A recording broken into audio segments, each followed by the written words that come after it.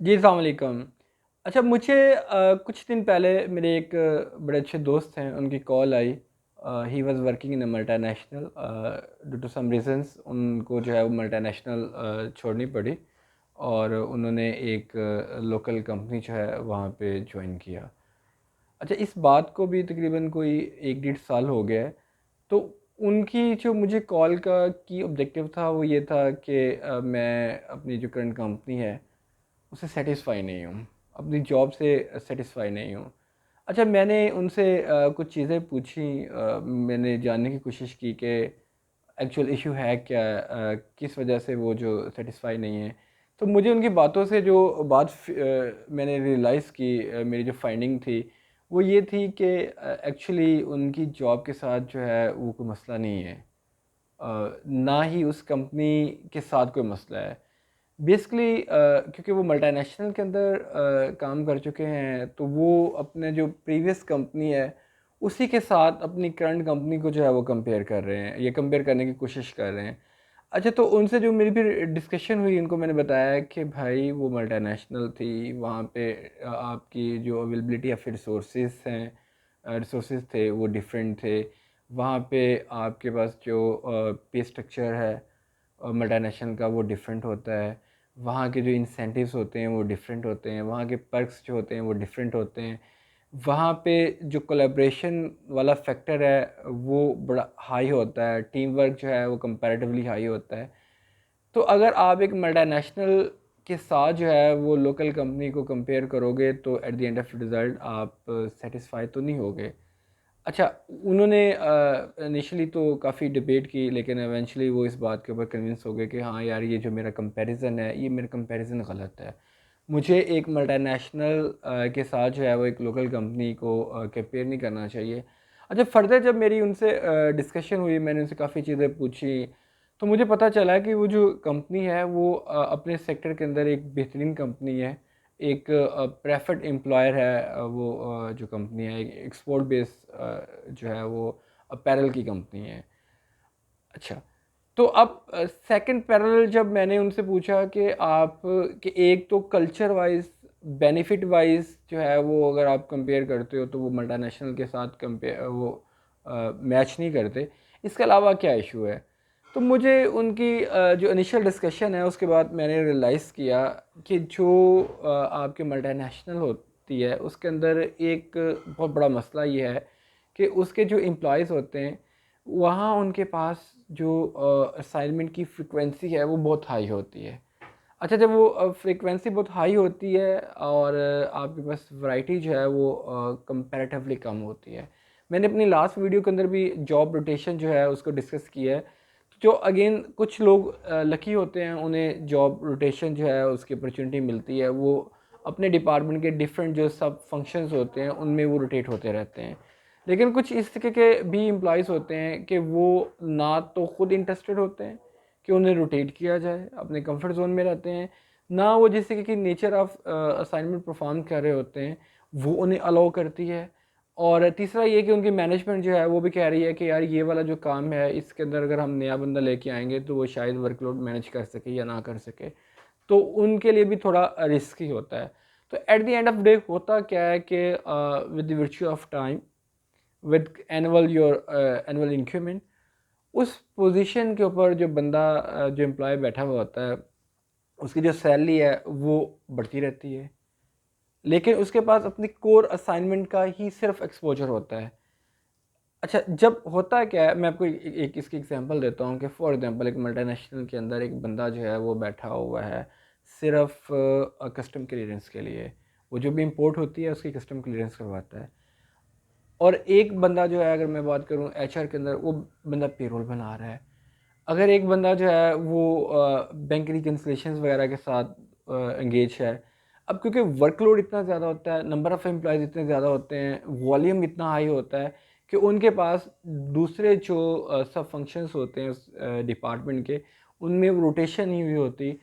तो उनकी सैलरी तो मार्केट के हिसाब से बीइंग अ मल्टीनेशनल एम्प्लॉय वो बढ़ जाती है, लेकिन उसका सबसे बड़ा डिमेरिट ये है कि उनकी जो chances of employment in other companies हैं एक्सक्लूडिंग मल्टीनेशनल, वो कम से कम होते जाते हैं।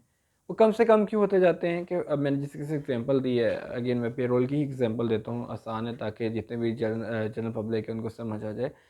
अब वो एक बंदा वो पेरोल देख रहा है, अगेन दुनिया के अगर बेहतरीन ईआरपी वगैरह भी वो यूज़ कर रहा है, लेकिन at the end of day उसके पास सिर्फ एक ही फंक्शन है और वो है पेरोल का। अब वो एक बंदा पेरोल देख रहा है, अब उसकी एक जो सैलरी है वो मल्टीनेशनल के अंदर 1.5 लाख या 2 लाख या इससे भी जो है कम या ज़्यादा हो सकती है।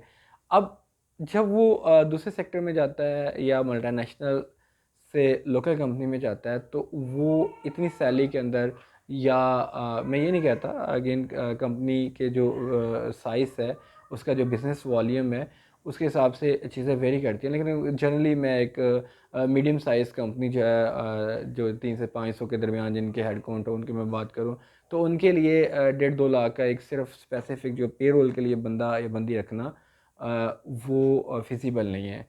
तो अब वो बंदा जो है जो एम्प्लॉय है जिसका इतना ज़बरदस्त एक्सपीरियंस है, लेकिन क्योंकि रिपीट हुआ हुआ है, वो टेन्योर है, आप उसको एक्सपीरियंस नहीं कह सकते, उसकी बेस के ऊपर उसको एम्प्लॉयमेंट की उसकी जैसी एक तो अपॉर्चुनिटीज़ के जो है चांसेस हैं वो लो होते हैं। दूसरा कि अगर कोई कंपनी उसको हायर भी कर लेती है कि अच्छा यार ये मल्टीनेशनल के एम्प्लॉय है, तो इसका एक एडवांस लेवल के ऊपर स्किल सेट होगा जो कि हमें हेल्प आउट करेगा, हमें फैसिलिटेट करेगा, एक्सपेंशन के ऊपर करेगा, ग्रोथ के ऊपर करेगा।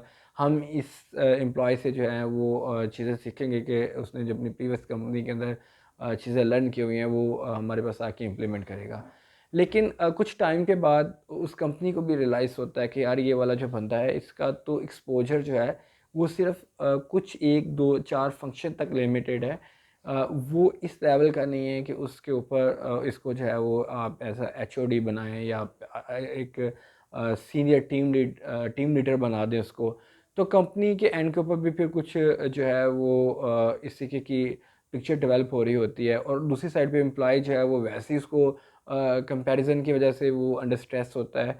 तो मैंने उनको इस सारी डिस्कशन के बाद मैंने उनको यही कहा कि पहली बात ये है कि आप की जो करंट कंपनी है वो बहुत अच्छी कंपनी है। दूसरी बात ये है कि फिर मैंने उनको एग्जैक्टली बताया कि आपने अपनी प्रीवियस कंपनी के अंदर रहते हुए सिर्फ लिमिटेड असाइनमेंट्स के ऊपर आपका एक्सपोजर था, यहाँ पे आपके पास वैरायटी है, तो जो चीज़ें आपने पहले नहीं की हुई उनके लिए आपको उनको सीखना चाहिए, और सीखने में तो कोई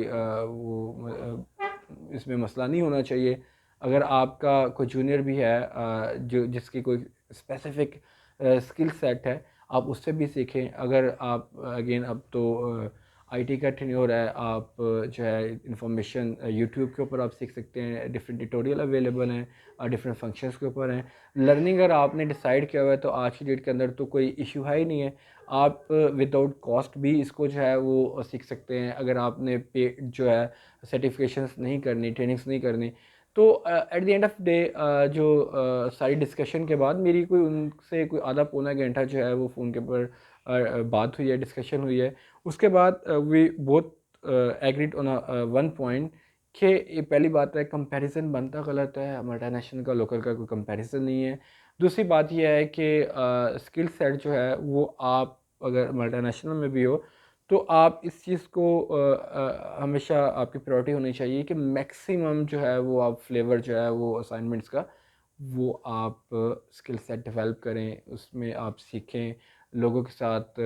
अगर आपका कोर नहीं भी है, आपको टाइम मिलता है तो आप ज़रूर उसको सीखें, क्योंकि आपकी करंट जॉब के ऊपर तो शायद वो इतना हेल्पफुल ना हो, लेकिन आपकी जो नेक्स्ट फ्यूचर की जॉब्स हैं और आपके जो करियर के अंदर ग्रोथ है, आपने अगर सीनियर पोजीशन के ऊपर ग्रो करना है तो उसके लिए आपका 1 या 2 स्किल सेट के साथ, 1 या 2 सब्जेक्ट एक्सपर्टीज़ के साथ आप ग्रो नहीं कर सकते।